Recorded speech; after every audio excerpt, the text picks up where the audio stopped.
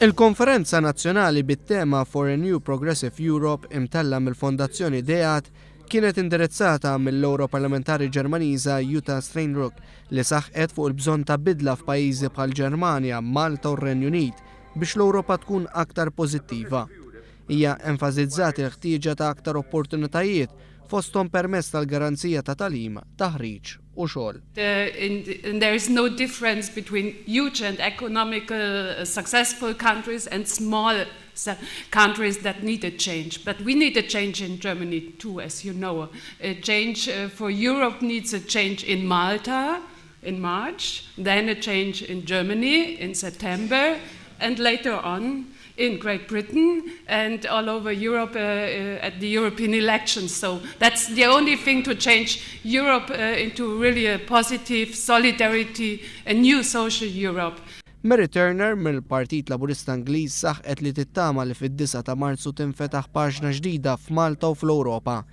Żidet tgħid li tixtieq tara Ewropa ġusta fejn kulħadd jingħata ċans li jagħmel suċċess. I want a Europe that is a level playing field.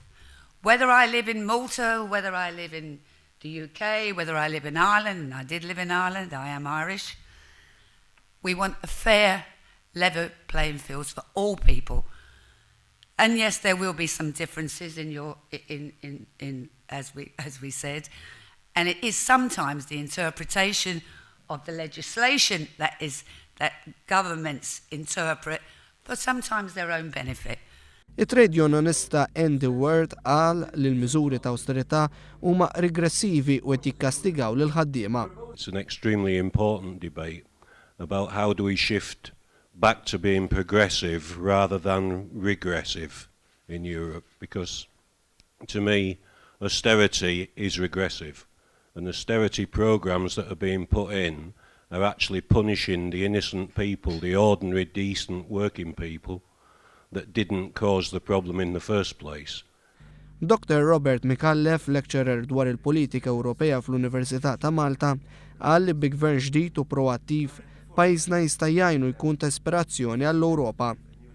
Il-Viċi Chairperson tal-Fondazzjoni DEAT, Joe Gerada, faħħar diversi aspetti mir-roadmap ta' gvern ġdid, fosthom opportunitajiet indaqs għal kulħadd u l-meritokrazija kif ukoll il-garanzija għaż-żgħażagħ.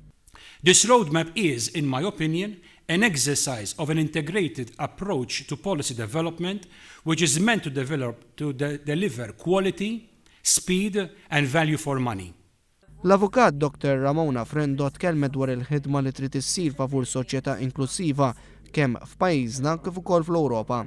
Iddeskrivit il-proposti ta' gvern ġdid bħala l-proposti ta' inklużjoni fost oħrajn dawk għal persuni b'diżabilità.